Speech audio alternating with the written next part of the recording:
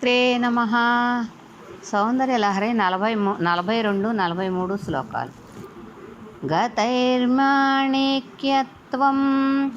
గగనమణిభిః సాంద్రఘటితం కిరీటం తే హైమం హిమగిరిసుతే కీర్తయతి యః సనీడే యచ్ఛాయా చురణశబలం చంద్రశకలం ధనుస్సౌనాసీరం